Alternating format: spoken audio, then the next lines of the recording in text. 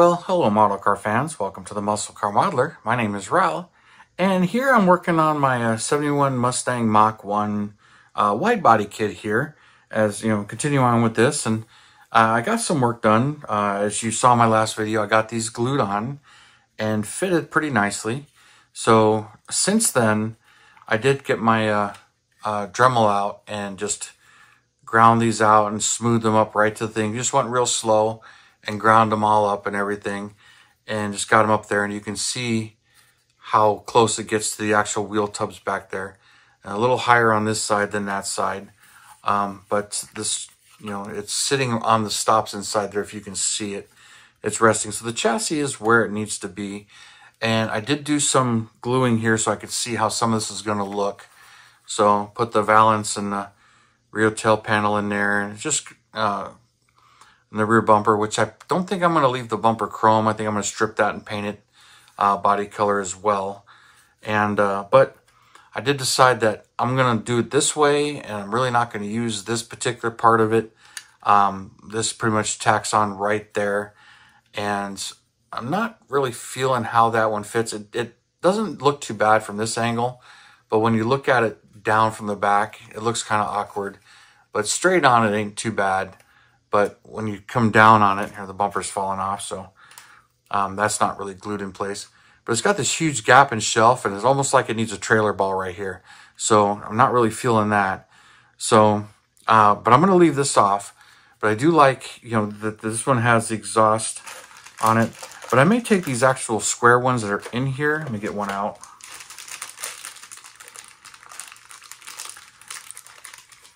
Here we go. These exhaust tips. So I'm liking these, and I think I'm going to notch them into the panel to give you an idea. If I can get my finger to line up. I have something like that, but not sticking out so far where I can actually clearance the thing and have it brought in a little bit. But I'm not sure how far I want them to stick out, but I think I'm going to use these in the exhaust, but in this tail panel. And at the same time, push that back. You know, I got the subtle spoiler like I want. Haven't done any putty work, but I did open up the wheel openings to match the fender flares. So that has been done. So you can see it there, and there's a little bit of gap there as I went up to where it lined up with the fenders. So there's both sides, but plenty of clearancing. But also this piece is kind of in here at the moment. But once I clearance those, I had to clearance this valance just a little bit.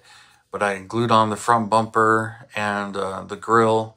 It's just tacked on with some of this crystal clear. It's really not permanently glued, but it's great for mock-ups. And I also put this firewall in for a reason you'll see here in a minute.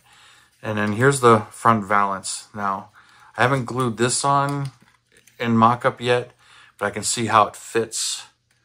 So as it goes all the way back and lines up, that's looking pretty good there and pretty aggressive, you can see here. So I'm trying to hold this and get angles where you guys can see it, but pretty wide. Kind of reminds me of like one of the raptors from Jurassic Park kind of thing, but with the hood on it, it's pretty wild and wide. So I'm getting a kick out of that. So it's going to be interesting. So, but I got the chassis in, and you know, some of the stuff, just mocking up, trying to see what I like and what I don't like. So there's that, and then of course the wide body parts, and just see how, you know, low the chassis actually sits to the ground as far as if it's laying all the way down, and it's pretty much will lay right on these rockers. Don't know how much the parts are going to hang out under it or how far the wheels are. But what I have been working on is, I'd mentioned that I wasn't sure if I was going to keep the 429 engine, and I'm still not sure, because here I got Iceman's Ford GT500 Predator motor, which really cool motor and outright. There's a lot of parts to this thing. And I mean, we're talking hours of studying these motors and where the parts go and mocking up, because there's no directions on where all these parts fit. And then you got to be kind of careful when you're taking them off the runners or the stands or supports or whatever you want to call those. And look carefully, because he had some small parts in between. You got all these little pulleys, and then looked like a couple of dipsticks and some other tiny parts, and even this part right here that glues on the front of the supercharger, which I think that's like the cooler that goes in there, but I'm not really sure what that is. It's even got the throttle body in there, if you look and see in the throttle body, the blade. So I was lightly tacking and gluing all this stuff and figuring out where some of these parts go from pictures and his picture. So this I know glues on here, but it clears that pulley, and then he's got material for that. And then here's the trans. You know, it's the manual transmission, which I believe is a 6-speed, but I'm not 100% sure what manual it actually has. But I got it all in there. But this thing is really tall, okay? And, you know, then these shock towers, it doesn't fit real well. So it hits the shock towers, so you can see how high it's sitting up. Which in its own right, kind of cool, you know, cut a big old hole in the motor. But then you can kind of see in the bottom side, the pan's already fairly far down, and I can get it down a little bit farther. So there's a little bit of room there so that I can clearance those shock towers enough, shave some of that and reshape them a little bit without losing the shock towers, and keeping the springs there, so I can move them in and shave them a little bit, because I'd like to keep the braces and the shock towers and lower that engine a little bit. But I don't think with the height of this motor that I can lower this motor far enough to, you know, stay under the hood, to give you an idea. It's a pretty tall motor, which these modular motors are really big in real life too. So the reality is that these don't fit a lot of these cars. And a lot of them, you know, the actual street rods, they take these strut towers out and go with a completely different front suspension and everything, a coilover setup that I've seen. So, but I'm not going to go that far with it as far as that goes. But I am tempted to shave these as much as I can, get that motor sitting down there as much as I can as well, and get it all fit. There's plenty of forward and back room, so that's not a problem. Matter of fact, it'd be pretty far back from a radiator's perspective. So the radiator and a fan shroud probably take up a good chunk of that. Then these headers are really high at the moment. So, you know, as far as clearancing those and running exhaust pipes to them. So got to get a little creative. And to get it down a little farther, I may have to, you know, remove some of this pan and make the pan actually shallower. But that would be interesting. But that'd be one way to get it all to fit. And then this tranny, the tranny seems to fit fairly well in here. I have to clearance the firewall a little bit more. But let's see. Really depends on where the engine sits though.